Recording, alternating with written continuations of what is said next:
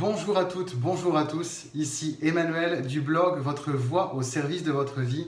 Et avec cette vidéo, j'ai la grande joie d'inaugurer ce cycle de capsules qui vont être à chaque fois une réponse aux questions que vous me posez en dessous de ces épisodes, aussi via mon blog Votre Voix au service de votre vie. Vous avez évidemment le lien en dessous de cette vidéo si vous la regardez sur ma chaîne YouTube et aussi via le mail que je vais laisser en description. J'inaugure donc ce cycle avec une question que m'a posée un collègue blogueur qui s'appelle Roman Buchta. Il est auteur d'un blog que je trouve tout à fait passionnant qui s'intitule Hémisphère au pluriel .coach. Sa question, et merci beaucoup à toi Roman de me l'avoir posée, c'est comment on peut faire pour ne pas avoir une fatigue vocale à mesure qu'on utilise la voix au quotidien. Même si, comme tu l'as dit, tu étudies la voix, tu chantes, tu prends des cours de chant, mais ça arrive à tout le monde d'avoir comme une sorte de fatigue vocale à mesure que les heures de parole se succèdent et que les jours dans lesquels la voix est sollicitée se succèdent. Je vais te dire très simplement, Roman, j'ai vécu ce que tu as vécu au début de ma carrière d'enseignant. J'ai commencé à enseigner et je venais de faire ma formation de chanteur. J'avais étudié avec de nombreux chanteurs. J'ai ensuite continué pour vraiment faire le tour de l'Europe des techniques vocales. Et eh bien, il a fallu que je me prenne en main pour me dire j'ai besoin tout autant de soutenir ma voix quand je parle que quand je chante. Et je vais même dire encore plus, davantage soutenir la voix parce que on est amené à beaucoup improviser le contenu, on est amené à interagir, à répondre. Quelquefois, on est interrompu dans le film de nos discours. Et la clé va être de rester centré sur trois fondamentaux que je vais partager avec vous. Le premier fondamental, c'est de constamment soutenir la voix avec le plus profond des soutiens qui existent, c'est l'abdomen, c'est le ventre. Et d'être constamment en situation de presser avec le ventre et le bas abdomen, toute la partie qui est en dessous de votre nombril, de faire qu'il y ait toujours une pression, un appui et un geste de pousser vers l'extérieur. Pousser à mesure que vous commencez vos phrases, que vous accentuez vos paroles. Et une clé pour que ce geste abdominal se fasse naturellement, c'est tout d'abord de s'entraîner avec des gestes. Et que des gestes viennent ponctuer certaines syllabes, une phrase, un élan. Parce que la magie du corps humain fait que quand on active un membre, notamment un membre supérieur, eh bien, il y a une association dans le corps comme des muscles sympathiques et il va y avoir l'habitude qui va s'ancrer de toujours presser. Presser avec le ventre, c'est tout simple, c'est un exercice qu'on peut faire au début des journées. Commencez les journées avec un exercice qui réveille le souffle, pour lequel on va le faire ensemble. Mettez vos mains autour de la taille, de manière à ce que le pouce touche l'arrière du dos et vos mains, les doigts ici, touchent le début du ventre. Et vous allez faire un petit rythme qui est tch, tch, ks, tch, tch, ks. Je le dis dans mon e-book, que vous pouvez d'ailleurs télécharger via un lien en dessous dans la description. C'est le rythme de We Will Rock You. We will rock you. Tch, tch, ks. C'est amusant à faire, ça ne coûte rien. Faites-le en marchant. Alors ici, je suis devant la caméra, donc je ne vais pas marcher en même temps. Mais faites-le en marchant, ça permet tout simplement de dynamiser à la fois le souffle et d'éviter le côté de l'hyperoxygénation qui fait quelquefois qu'on peut avoir la tête qui tourne. Donc faites ça et ensuite faites le lien avec vos discours, avec vos paroles, de toujours impulser, alors pas tous les mots évidemment, mais fréquemment de commencer vos phrases avec une impulsion, commencer une idée maîtresse, qu'il y ait vraiment un pacte entre votre abdomen et votre voix. Donc ça, c'est mon premier conseil, première clé en réponse à ta question, Roman, c'est de vraiment soutenir avec l'abdomen et de le quasiment exagérer dans un premier temps. Et tu vas voir que ça va donner des minutes et des minutes de, j'ai envie de dire, de capacité de batterie de la voix. C'est vraiment une chose qui réimpulse l'énergie dans la voix. Maintenant, une fois qu'on a soutenu et qu'on a donné un élan, la question est, et c'est mon deuxième point, dans quelle direction on fait aller le souffle? Eh bien, c'est très naturel, il est vertical le souffle, et il va se projeter dans une zone qui est le voile du palais.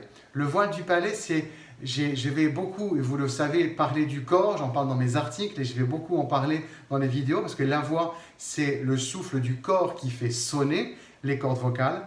Eh bien, une fois que les cordes vocales ont été traversées grâce à cette air de qualité, eh bien, la clé va être de la projeter, ce souffle, projeter le son, projeter la voix, où ça? Dans le voile du palais. Le voile du palais, c'est cette magie de cette cavité à l'intérieur du visage qui permet de transmettre le son. C'est comme une membrane qui diffuse le son au-delà et qui diffuse où? Le son, la vibration vocale, dans vos cavités internes à la boîte crânienne. On va aller en mentionner quelques-uns. Vos pommettes, quelle que soit votre ergonomie et votre, physiologie faciale, vous avez ici des cavités à l'intérieur qui vont être inondées du fait d'avoir projeté dans le voile du palais. Deuxième cavité, c'est celle de la cavité nasale, le pharynx au sens large et évidemment tout l'ensemble de la boîte crânienne. On peut faire des checks comme ça avec des petits exercices, de faire un exercice qui est de faire de fredonner un petit jeu de sirène et de mettre les mains comme ça autour du visage, de mettre la main au-dessus du crâne et de faire pareil. Vous le faites en même temps, hein, en même temps que moi, ça permet tout simplement que vous fassiez aussi ce check. Rassurez-vous, il est normal qu'au début, quand on fait évoluer la voix, toutes les zones du crâne ne vont pas vibrer de manière égale. Quelquefois, ça va être très très infime. Autre aussi, mettre la main ici, au niveau du haut du buste, et pareil. Et l'intensité va varier en fonction des sons graves et des sons aigus. Pour que le voile du palais soit OP, il y a un exercice tout simple que je vais vous donner. Imaginez que vous preniez un bonbon à la menthe. Vous le mettez en bouche, avec la salive, ça vous fait comme inonder l'ensemble de la cavité buccale de cette fraîcheur de la menthe. Et maintenant, vous allez respirer de cette façon. Vous allez faire... Et au retour, vous allez faire... Avec le bonbon à la menthe, que vous imaginez, ou que vous avez pris en même temps que vous m'écoutez faire cette vidéo, eh bien, vous allez sentir et capter que l'air est frais à l'aller et il est chaud au retour. Ce lieu à l'intérieur de votre bouche qui vous a permis d'identifier ces deux températures, eh bien, c'est précisément, je vous le présente, le voile du palais. Et ce voile du palais, eh bien, une fois qu'il est activé par cette respiration, c'est vraiment comme si on avait appuyé sur on, sur la résonance vocale. Après, vous refaites l'exercice et vous observez que, eh bien, il y a comme une unité de vibration. On a le droit de sourire sur n'importe quel mot. Je ne parle pas ici évidemment du sourire Colgate qui fasse la publicité pour le dentifrice. Non, c'est le sourire des yeux, le sourire des pommettes. Et alors, évidemment, vous n'allez pas sourire tous les mots, mais de temps en temps, sur des endroits choisis, sur des moments clés, pour que justement, de façon technique, vous aidiez la voix à sonner. Donc, les deux aspects par rapport au voile du palais sont son réveil et ensuite l'exercice de sourire en parlant. Sourire précisément au moment où vous sentez qu'il y a comme une fatigue, comme une petite gêne. Ça, vous le sentez, alors d'emblée, vous faites un rattrapage vocal en souriant le mot suivant, en souriant la phrase suivante. Et ensuite, c'est relancé. Et à nouveau, deuxième point, pour recharger les batteries de la voix, eh bien, vous regagnez en temps de vibration vocale. La beauté de la chose, c'est que le voile du palais, il est intimement lié avec le ventre. Parce que le voile du palais, on le côtoie quand on bâille et aussi quand on rit. Et parce que le diaphragme est sollicité dans les deux cas. Quand on rit, ha ha ha ha, eh bien la voix s'ouvre et quand on bâille, eh bien le voile du palais se dilate. Mais non seulement le voile du palais se dilate, mais aussi le diaphragme. Regardez, quand je vais faire mon bâillement, j'ai un peu exagéré, mais ici, si vous regardez mes mains, eh bien le ventre a poussé. Respirer avec le ventre, c'est tout simple, c'est une affaire d'étonnement et d'exercice de dilater le palais. Parce que le voile du palais se dilate naturellement quand on bâille, alors autant activer par le bâillement cette ouverture de la respiration du ventre. Donc les deux sont très liés. Et la beauté, c'est qu'une fois que vous avez paramétré ces deux aspects, de pousser avec le ventre sur les mots-clés et d'en faire vraiment un entraînement, ce qui fait que ça devient une seconde nature pour vous, et ensuite que vous vous entraînez à dilater le voile du palais et à sourire, donc ça fait 3 points, en un, eh bien votre voix, elle est en mode élan, elle est en mode je ne m'arrête pas. Troisième aspect que j'aimerais partager avec vous, qui est très simple mais ô combien nécessaire pour la santé tout court et la santé de la voix, c'est beaucoup vous hydrater. Vous hydrater avec de l'eau plate ou de l'eau pétillante, mais c'est plus facile l'eau plate parce que les bulles peuvent un petit peu occasionner une gêne si vous êtes amené à parler beaucoup, et par petites gorgées, et faites comme si vous mâchiez l'eau. La mastiquer un petit peu permet qu'il y ait une irradiation et une, hydratation de l'eau à l'intérieur du visage. Évidemment, il ne s'agit pas d'aller s'amuser à avaler de travers pour offrir quelques gouttes d'eau à vos cordes vocales, elles n'apprécieraient pas du tout. Mais la beauté, à nouveau, je le cite, de la magie du corps humain, c'est quand vous avez hydraté toute la zone buccale, eh bien l'eau rentre par contact des cellules entre elles et viennent assouplir les cordes vocales. Les cordes vocales qui sont ici dans notre gosier, dans le larynx, pour être plus précis et professionnel, eh bien, c'est un tissu qui est flexible, fluide, fait un peu plus de matière tendineuse, mais qui a besoin d'eau tout simplement. C'est un élastique, et vous n'allez pas laisser un élastique au soleil pendant 10 jours, parce que sinon il va sécher. Eh bien, les cordes vocales, il leur faut de l'eau, de façon indirecte. Vous buvez, et l'eau vient tout simplement assouplir l'ensemble des tissus. Donc, je récapitule mes 3 clés que j'ai données en réponse à Roman.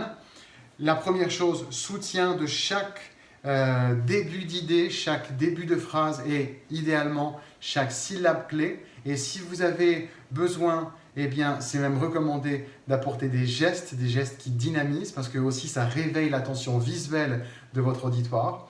Deuxième clé, d'avoir toujours cette projection à l'intérieur. Et au fait, je reviens là-dessus, veillez à avoir la tête qui soit un peu baissée plutôt que remontée. Ça, c'est l'erreur typique que tellement de personnes font quand elles veulent donner un son plus important, eh bien de faire ça. Mais regardez, là tout d'un coup, ma voix, elle est comme saturée dans une zone et c'est inconfortable pour moi et pour vous aussi.